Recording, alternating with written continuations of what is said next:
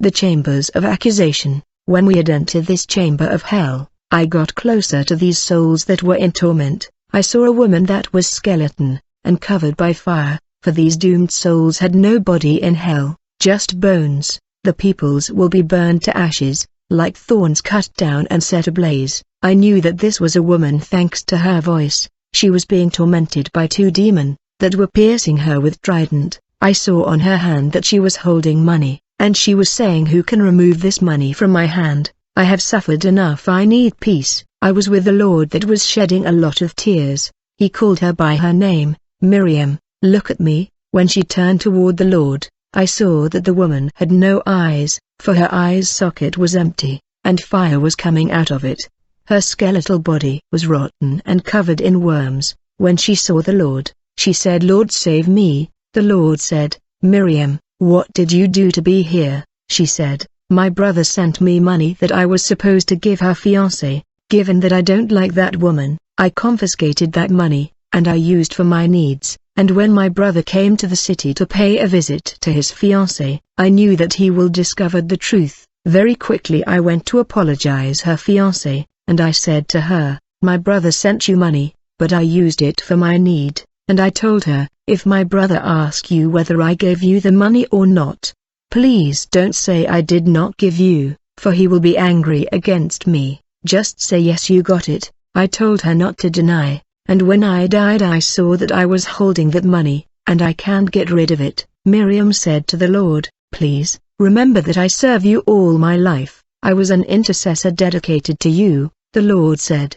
"It is true, but this money did not reach its destination." She said, "Lord, I want to return this money." The Lord said, "If only you could go back to earth you will be able to return this money, but unfortunately judgment has fallen." The lady continued to beg the Lord. When I saw this I began to cry. The Lord told me, "When they entrust you money for something or someone, make sure that the money reach its destination, otherwise it will condemn you beyond the grave. If you deviate the money, that deviation will be an act of condemnation unless you confess the sin." We left this soul in her pit of torment. When we were heading to the next pit, I kept hearing a voice saying subtraction. It kept repeating the word subtraction. When we got there, we saw a number of demons tormenting a soul. The Lord said, his boss trusted him. However, every time they sent to do something for the company, though he was doing perfectly well, but he always made sure that he was left with money,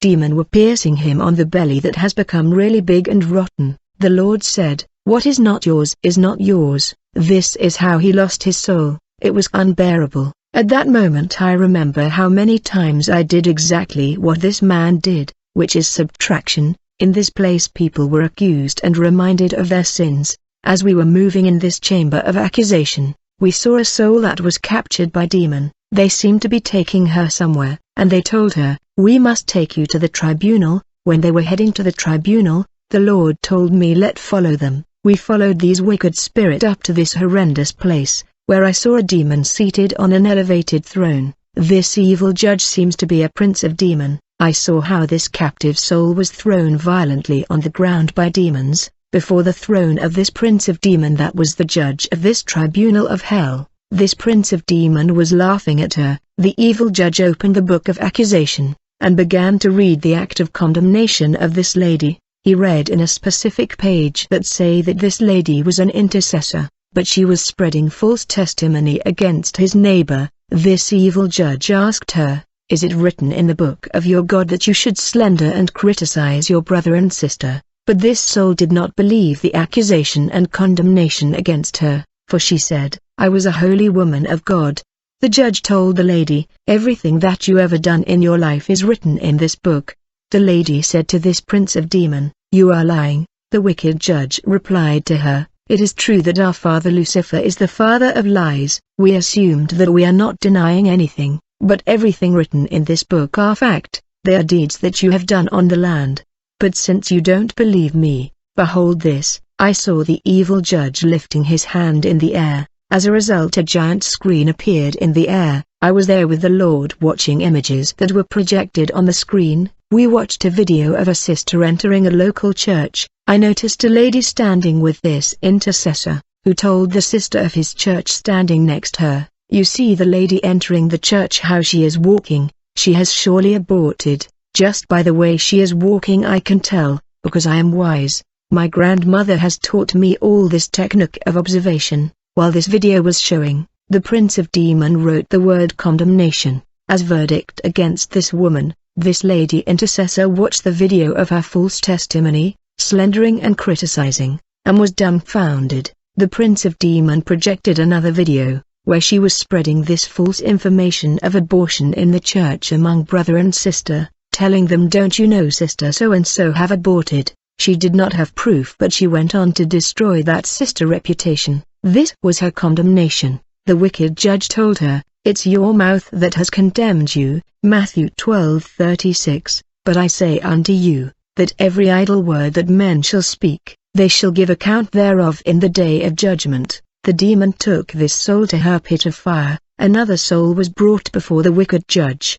He was condemned because he always entertained suspicion and evil thought towards others, victimizing himself. When you tell him something with good intention, he would begin to suspect that you said what you said against him, because he has negative thought about others, and he became defensive. He take reactionary action on the base of his suspicion. God will judge men intention, and the Bible forbid us to think negative about the brothers and sisters. Let us be in peace with our neighbor, removing many negative thought and suspicion about people. The woman was cast in the pit of fire. I saw in the tribunal of hell a soul that lived his life through loans. I came to understand that according to the law of his country, when you are unable to pay your debt, you can declare bankruptcy. The government will step in to pay in your stead. Given the existence of this law, this man got himself in the habit of taking loans and declaring himself insolvent. He failed to realize that all this government intervention did not cancel his debt before the Lord.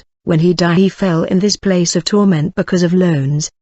Then I saw another soul thrown in this tribunal of demons before the evil judge. This prince of demons stood up from his throne when he learned of this soul offense, and he approached this soul and told him, "From all the souls that fell in this place, you are the most stupid of all." I saw dwarves demons surrounding this soul, and they were holding bow pointed their oar to this soul. Immediately the movie of this man's life was projected on the screen. I saw that he had borrowed bread that cost only some cent. The following day in the morning he was supposed to pay for that bread, for in our country, people are delivered bread in the morning at home, so that they will pay the following day in the morning. After borrowing bread, this man began to leave home early, in order to avoid the woman that lended him bread. Since he was leaving early in the morning, the lender could not find him, although she came to look for him every day. One day a neighbor told this woman, "The man you are looking for leave home at dawn, and if you want to find him,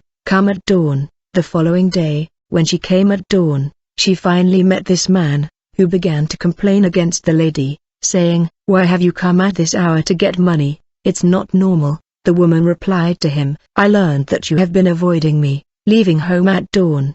He said, "All right, I will pay your money today later." This man was talking so much that the lady said, "All right, since you are talking so much you can keep the money, I am not taking it." The man said, "You cannot leave me the money," but the lady went away refusing to take the money. The prince of demons said to this soul, "All this time that the woman was coming to look for you, you did not lack money to pay back your debt." The demon calculated the amount this man owes this woman. He said, "You have to multiply that amount to 1,000 to reach your salary. How can you behave like this? Are we the one who sent you to do that? You are responsible for your sin. Give us the proof that we bewitch you to do this." This man knelt before the prince of demons begging him. The wicked spirit asked this soul, "Now what will be your punishment for this offense?" "All right, since the money you owe the woman is 300 cents, I will put 300 demons multiply by 1,000, which is your salary. 300,000 demons will torment you." At that moment I saw an innumerable crowds of demons capturing this soul and taking him away. They were assaulting him in many ways with hammer, saw and instrument torment, but he was not dying. The Lord told me, when you owe somebody something, and he tell you he is no longer interested in the money, you must find a way to get him to accept the money. If he still refuse the money, Find a close member of his family and give him the money so that he will give him. If he still refuse the money, then take the money to church. This serve as a testimony that you are free from the debt. But those who rejoice that the lender has left them what they owe, they must understand these debt will be attached to their spirit.